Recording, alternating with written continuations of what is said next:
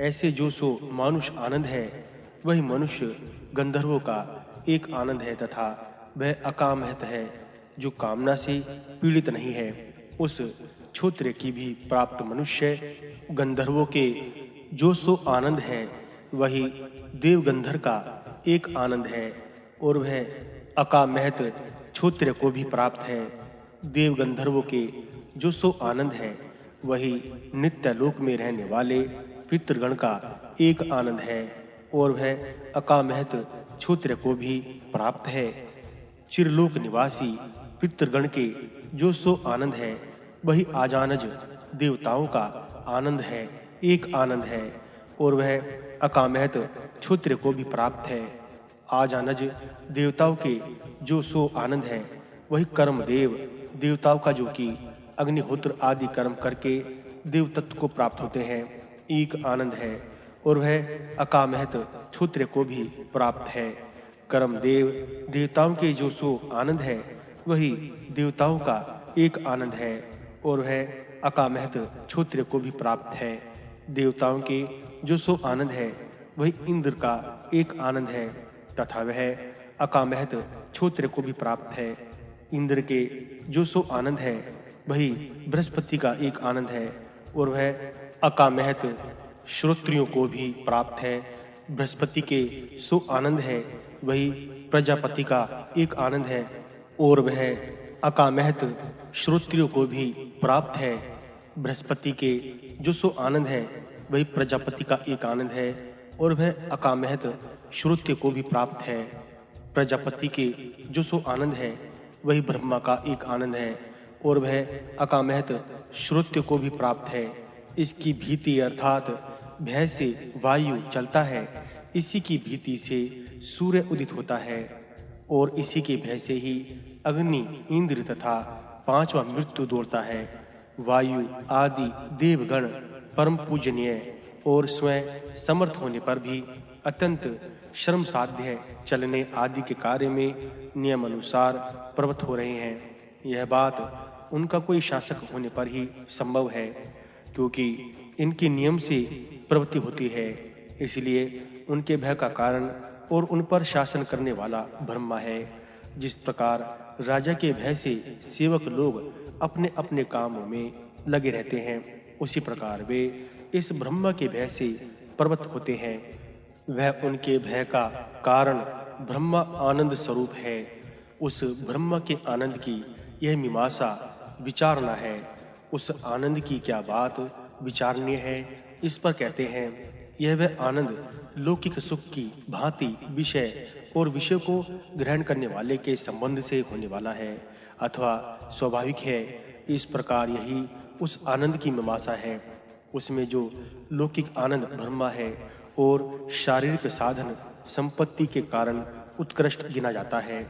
ब्रह्म आनंद के ज्ञान के लिए यहाँ उसी का निर्देश किया जाता है। इस प्रसिद्ध आनंद के द्वारा ही जिसकी बुद्धि विषयों से हटी हुई है, उस ब्रह्माविद्ता को अनुभव होने वाले आनंद का ज्ञान हो सकता है। लौकिक आनंद भी ब्रह्म आनंद का ही अंश है। अविद्या से विज्ञान के तिरस्कृत हो जाने पर और अविद्या का उत्कर्ष होने पर प्राप्त कर्मवश विषय आदि साधनों के संबंध से ब्रह्म आदि जीवों द्वारा अपने अपने विज्ञान अनुसार भावना किया जाने के कारण ही वह लोक में अस्थिर और लौकिक आनंद हो जाता है।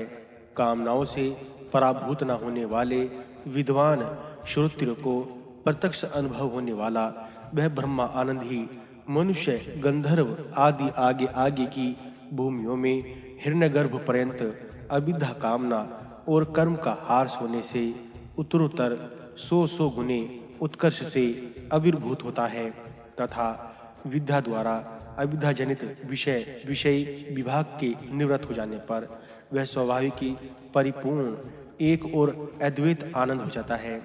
इसी अर्थ को समझाने के लिए श्रुति कहती है, जो युवा अर्थात पूर्व वयस्क, साधु युवा अर्थात जो साधु भी हो और युवा भी हो।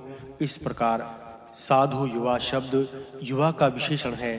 लोक में युवा भी असाधु हो सकता है और साधु भी अयुवा हो सकता है।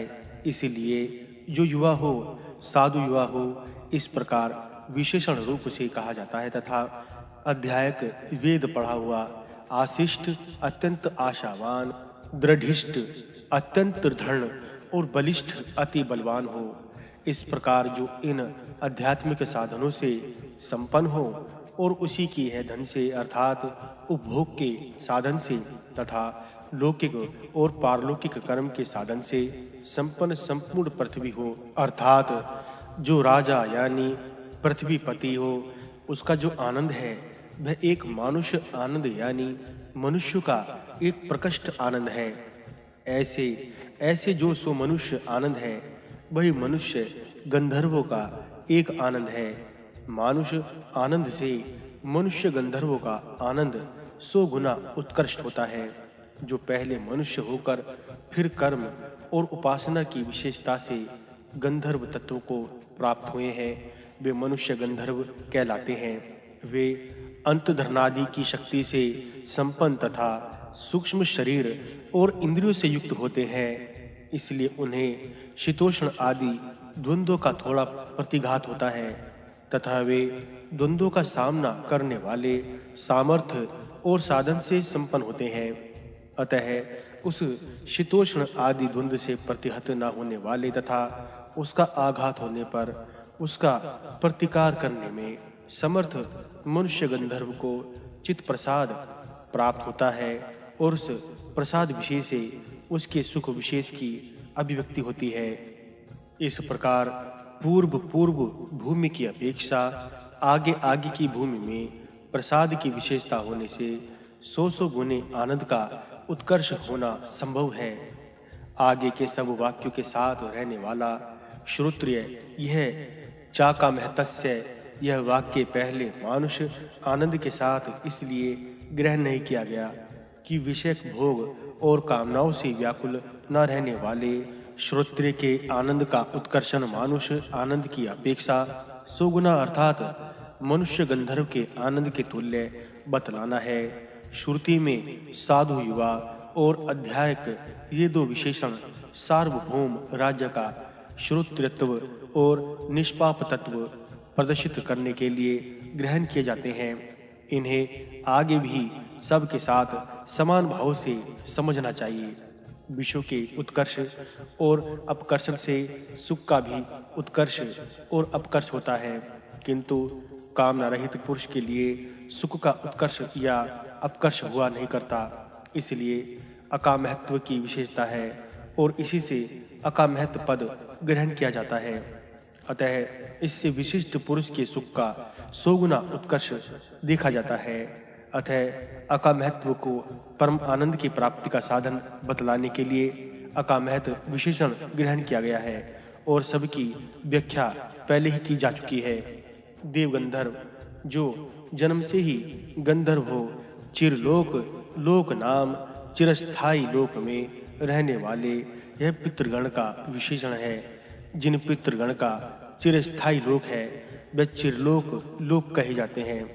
आजान देवलोक का नाम है। उस आजान में जो उत्पन्न हुए हैं वे देवगण आजानज हैं, जो कि समार्थ कर्म विषय के कारण देवस्थान में उत्पन्न हुए हैं, जो केवल अग्निहोत्र आदि वैदिक कर्म से देव भाव को प्राप्त हुए हैं। वे कर्म देव कहलाते हैं।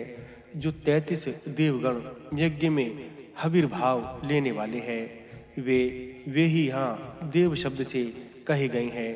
उनका स्वामी इंद्र है और इंद्र का गुरु बृहस्पति है।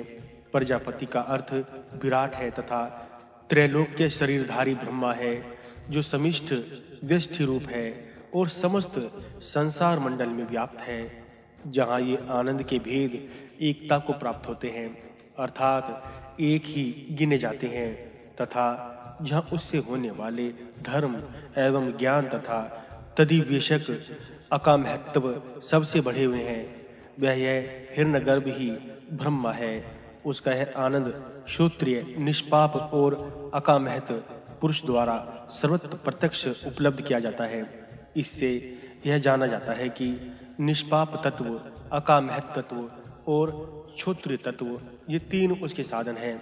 इनमें क्षोत्रिय तत्व और निष्पाप तत्व तो नियत न्यूनाधिक न होने वाले धर्म है, किंतु अकाम तत्व का उत्तरोत्तर उत्कर्ष होता है, इसलिए यह प्रकृष्ट साधन रूप से जाना जाता है।